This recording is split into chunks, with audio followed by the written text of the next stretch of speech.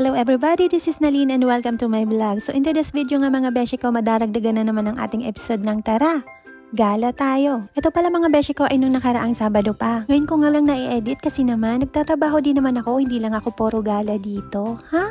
Ano daw? Sinundo nga pala ako dyan ni na Ate Lenlen kasi naman sobrang bagal ko daw kumilos. Sandamakmak na bully na naman ang natamo ko sa mga kaibigan ko. Pero ayos lang kasi sanay na naman ako sa kanila. Main nga pala muna sila dyan kasi naman daw sa sobrang tagal nilang pag-aantay sa akin, almost 2 hours, nagutom na sila. Ang ganda pala ngayon ng weather dito sa Hungary mga beshi ko, sakto lang yung init at lamig kaya perfect talagang gumala. Pero syempre kapag madaling araw, malamig pa din kaya kailangan mo pa rin magsuot ng mga makakapal na jacket. May service nga pala kami ngayon papunta dun sa Tulips Farm. Medyo malayo-layo kasi yung pupuntahan natin. Kaya naman mga beshi ko, kung magko-commute ka papunta dun sa Tulips Farm, ang magiging biyahe mo ay 2 oras at kalahati. Kaya naman itong si Ate Helen dahil sobrang haba ng biyahe, nakatulog na naman. Ito talagang kaibigan ko, hindi na namahay. Ha? Ano daw? Ayan mga beshi ko, nadaanan nga din pala namin dyan yung Balaton Lake. Kaya pala muna kami dito sa medyo malaking boat, kaya kailangan namin magbayad dito sa toll gate. Ito ata yung pinaka-shortcut papunta dun sa Tulips Farm. Pati yung kotse pwedeng isakay dito sa boat na to. Bumaba na nga kami dyan at nag-umpisa ng umakyat dun sa second floor. Kasi parang yung first floor ng bangka, dun yung mga parking lot ng mga kotse. Tapos mas maganda naman talaga yung view kapag nasa taas ka kasi kitang-kita mo lahat. So ayan mga beshi ko, nandito na nga pala tayo ngayon sa taas at kitang-kita nyo naman yung view ng Balaton Lake. Nga pala mga beshi ko, walang dagat dito sa Hungary kaya naman sobrang mahal ng mga seafoods nila dito. Imported pa kasi ang mga yon dito sa mga kalapit na bansa dito sa Europa. Kaya kadalasan lahat ng mga seafoods nila dito naka-frozen. Medyo marami din pala kaming nakasabay sa pagsakay ng bangka. Pero okay lang naman kasi hindi naman ganun ka-crowded. Pwede ka pa rin makapag-picture o makapag-take ng videos. Syempre may enjoy mo talaga yung napakagandang view. Mabilis nga lang pala mga beshi ko yung naging biyahe namin. Siguro mga 15 minutes lang yun. Nakatawid na kami dito sa kabilang isla. Parang nabiti naman kami doon. Ha?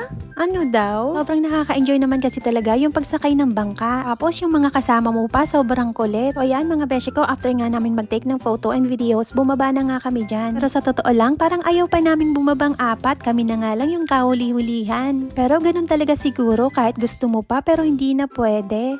Ha?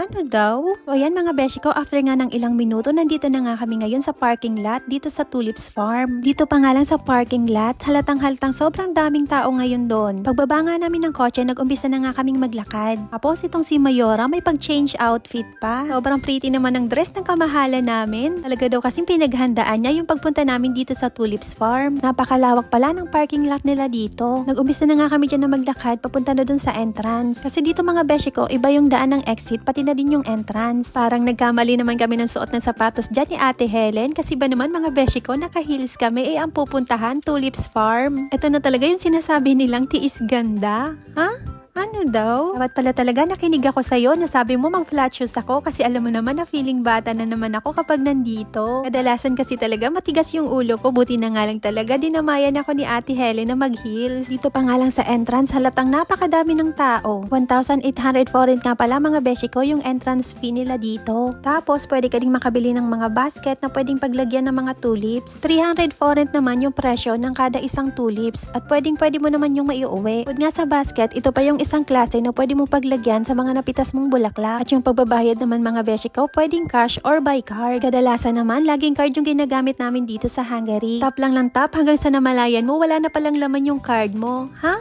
Ano daw? Entrance fee nga lang pala yung binayaran namin, hindi na kami kumuha ng basket at hindi na rin kami mamimitas ng bulaklak. 2 beses ko na din palang nakapunta dito sa Tulips Farm mga beshi ko. Kakakita ka rin pala dito ng mga white cherry blossoms. Nung last year, pagpunta namin dito, nag-commute lang kami noon. At sa mga gustong pumunta dito sa Tulips Farm mga beshi ko, pwede naman kayong mag-commute. Pwede kayong sumakay doon sa Kellenfold o di naman kaya doon sa Budapest Deli. So ayan mga beshi ko, inilagay ko nga dyan yung address nitong Tulips Farm. Search nyo lang yan sa Google kung gusto nyo ding pumunta. Open pala itong Fields of Tulips tuwing March 29 hanggang April 21 lang. Araw-araw naman itong open kaya pwede kayong pumunta kapag may free time kayo. Ang bukas pala nito kapag weekdays, 9 AM hanggang 5 PM ng hapon. Alas 9 ng umaga hanggang alas 6 ng hapon naman kapag weekend. Kaya anytime talaga mga beshi ko, pwede kang makapunta at may enjoy din itong mga tulips flower. Lalo na kung katulad nyo ko na isa sa mga weakness ko ay ang mga magagandang bulaklak.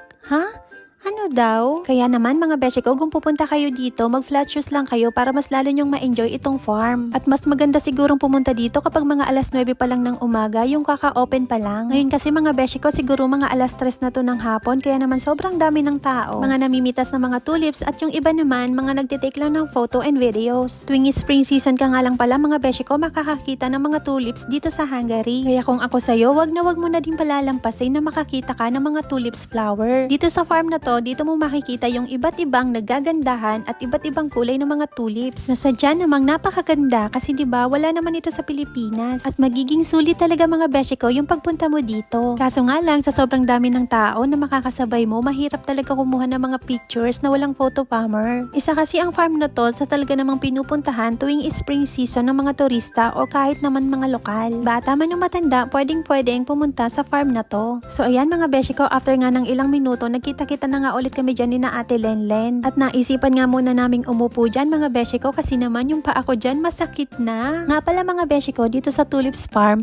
meron ditong mga area kung saan dun ka lang pwedeng pumutol ng mga bulaklak. Meron din naman silang mga signboard kaya naman siguro hindi kayo magkakamali kung saan kayo pwedeng pumutol ng mga tulips. Narito naman pala yung itsura ng mga tulips na wala pang bulaklak. At pati mga lavender pwede mong makita sa farm na to kaso nga lang ngayon wala pa silang mga bulaklak. Sa ganda ng iba't ibang kulay ng mga tulips dito mga beshi ko, siguradong sulit yung pagod at yung binayad nyo. Kung nakaramdam ka man ng pagod at gutom sa pag-iikot ng farm, meron naman ditong pwedeng mabilhan ng mga pagkain at meron din namang mga upuan. Kaso nga lang mga beshi ko, expect nyo na medyo pricey yung mga pagkain nila dito. Kaya kung ako sa inyo, pwede din naman kayong magbaon ng mga pagkain at pwedeng kainin dito. Inantay ko na nga lang pala sila dyan na matapos habang nakaupo ako kasi naman mga beshi ko, busog na busog pa rin ako. At pagkatapos nga nilang kumain, naglikad na nga ulit kami papunta na dun sa parking lot. Kahit nga medyo pahapon na, madami pa rin talagang tao dun sa entrance. So ayan mga beshi ko, pumasok na nga kami dyan sa kotse at nagsimula ng magbiyahe. Nadaanan nga namin itong isang tulay. Ito daw yung pinakamahabang tulay dito sa Hungary. Mahahalata nyo talaga kung gaano katibay itong tulay. So ayan mga beshi ko, natulog na nga pala dyan yung iba kong kasama. Gumising lang sila nung nandito na kami ngayon sa may Lidl kasi mag-grocery daw muna sila. So ito muna for now mga beshi ko, hanggang sa muli. Salamat sa panunood.